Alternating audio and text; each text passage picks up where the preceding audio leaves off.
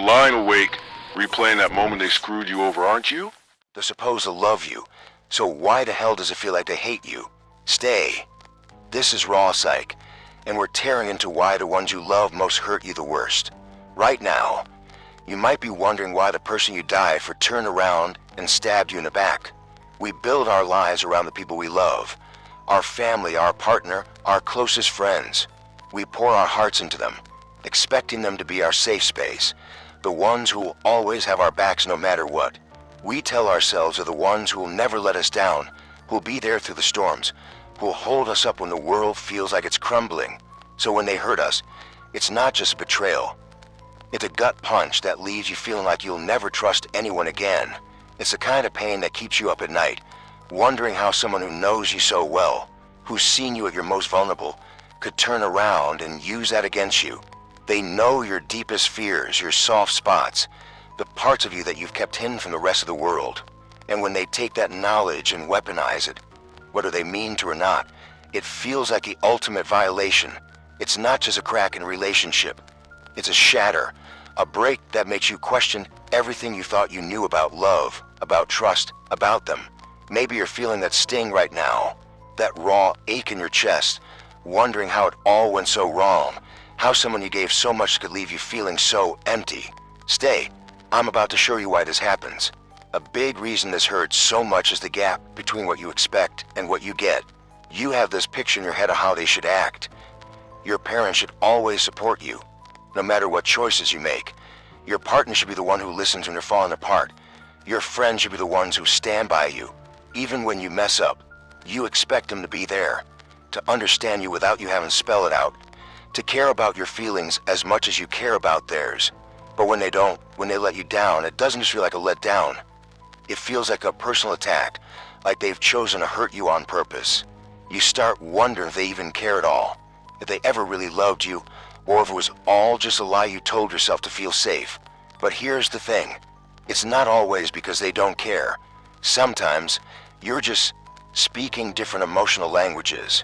You might need words of comfort, a simple, "I'm here for you" to feel seen, but they might show their love through actions, like fixing things around the house or making sure you're taken care of in practical ways.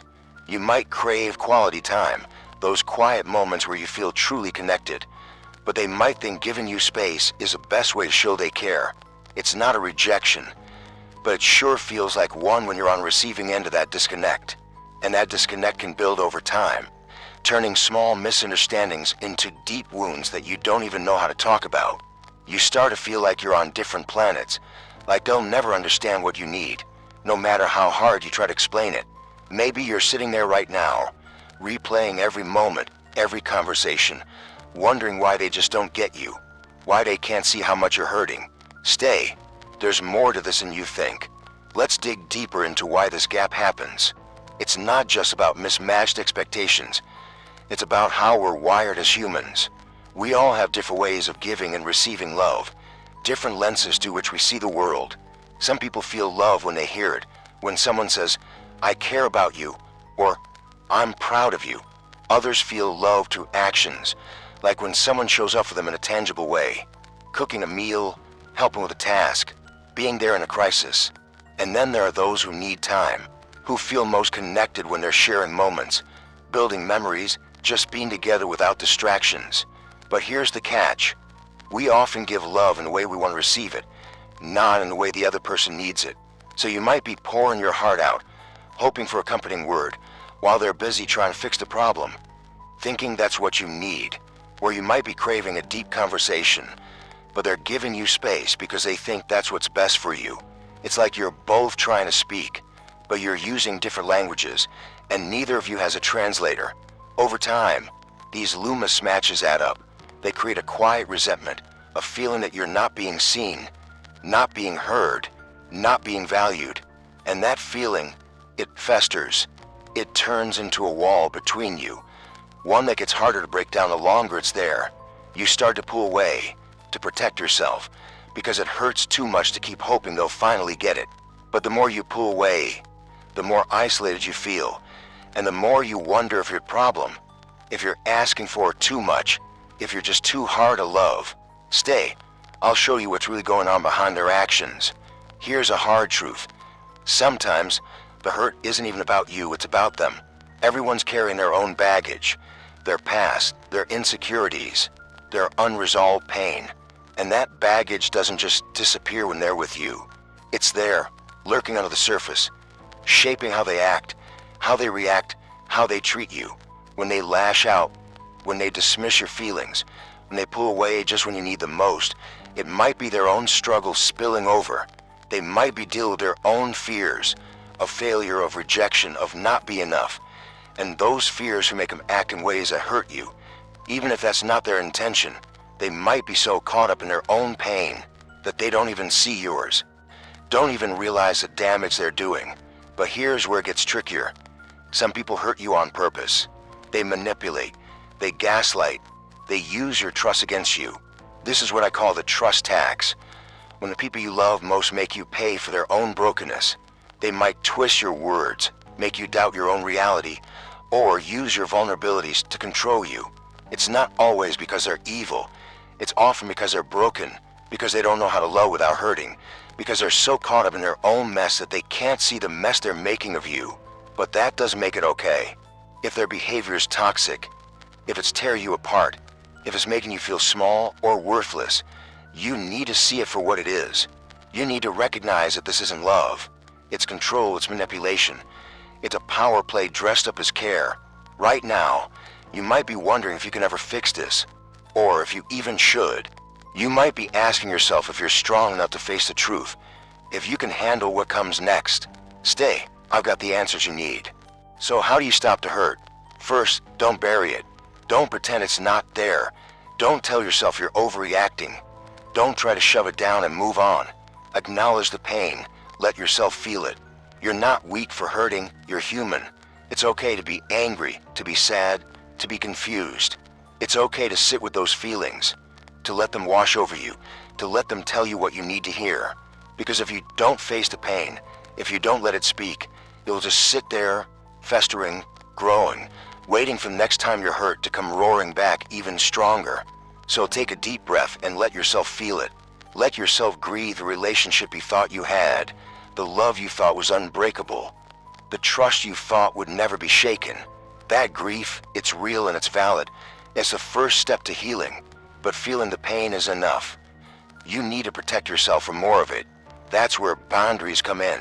You have a right to protect yourself, to draw a line in the sand and say, this is what I need, and this is what I won't tolerate. Boundaries aren't about punishing the other person. They're about honoring your own worth. They're about saying, I deserve better than this, and I'm not going to let you keep hurting me. So tell them what you need, clearly, directly, without apology. Maybe you need them to stop dismissing your feelings, to stop making you feel small, to stop taking you for granted, and tell them what happens if they don't respect that. Maybe you'll walk away from the conversation. Maybe you'll take a step back from the relationship. Maybe you'll need space to figure things out. If they can't respect your boundaries, if they keep crossing that line, you might need to step back entirely, even if it breaks your heart. Love shouldn't feel like a battlefield, and you shouldn't have to fight for the bare minimum of respect. You deserve more than that. You deserve to feel safe, to feel seen, to feel valued. And if they can't give you that, you have every right to protect your peace, to choose yourself, to walk away from what's hurting you. Stay. I'm about to show you how to heal from this. Healing takes time. It's not a straight line. It's not a quick fix. It's not something you can rush through. It's a journey, one with ups and downs, with good days and bad days, with moments where you feel like you're finally okay and moments where the pain comes crashing back like a wave. So be patient with yourself. Let yourself grieve the relationship you thought you had, the love you thought was yours, the future you thought you'd build together. Feel the anger, the sadness, the confusion, the betrayal. Don't try to push those feelings away. Let them be there. Let them teach you. Let them show you what you need to let go of. Process those emotions in a way that works for you. Maybe that's talking to someone you trust, someone who'll listen without judgment, who'll let you pour out everything you've been holding in. Maybe it's writing it all down, putting your thoughts on paper, letting the words carry the weight of your pain. Or maybe it's getting professional help, talking to a therapist who can help you untangle the mess of emotions, who can guide you through the healing process with tools and strategies you might not find on your own. There's no shame in asking for help. Reaching out doesn't make you weak, it makes you brave. It means you're choosing to heal, choosing to grow, choosing to take care of yourself in a way that maybe no one else ever has. And if the relationship is too toxic to save, if their behavior keeps hurting you, if they refuse to change or respect your boundaries, you might have to walk away. That's not giving up, that's choosing yourself. It's not easy, it's not painless, but it's necessary. You can't fix their baggage. You can't make them love you the way you deserve, but you can protect your peace. You can decide that you're worth more than the pain they're causing, that you deserve a love that doesn't come aside of hurt. Right now, you might be at a crossroads, wondering what to do next, wondering if you're strong enough to take that step. This is your moment to take control. Here's the real kicker. This pain might feel like the end, but it's the start of finding people who truly deserve your trust. It's the start of building a life where you're not constantly on edge, waiting for the next betrayal, the next letdown. This pain, it forces you to face your vulnerabilities, to look at yourself in a way you never have before. It makes you ask the hard questions. What do I really need? Who do I really trust? What am I willing to accept? And what am I done with? And those questions are powerful. They're the kind of questions that lead to real change, to real growth, to a real understanding of your own worth. This pain teaches you to set better boundaries, to be clear about what you need and what you won't tolerate. It shows you who's really there for you, who's worth keeping in your life, and who you need to let go of. It helps you see that you don't have to settle for a love that hurts, that you don't have to beg for the bare minimum, that you deserve a love that lifts you up, that makes you feel safe, that makes you feel whole. And when you start to see that, when you start to believe that, you'll find yourself attracting the kind of people who see your worth, who value you, who love you in the way you've always deserved. You'll come out of this stronger, wiser, more sure of yourself than you've ever been. You'll know what you're worth, and you'll never let anyone make you feel less than that again. So don't let this pain break you. Let it build you. Let it be the fire that forges you into someone who knows their value, someone who knows what real love looks like, someone who's not afraid to demand it. If this hit you hard, if it made you feel seen, if it made you realize you're not alone in this, hit that like button. Share your thoughts in the comments. Let's talk about it. Let's build a space where we can be real, where we can share the hard stuff, where we can lift each other up, and subscribe to RawPsych. We're not done unpacking the messy, complicated, beautiful truth of what it means to be human. You're not alone in this. Stay real.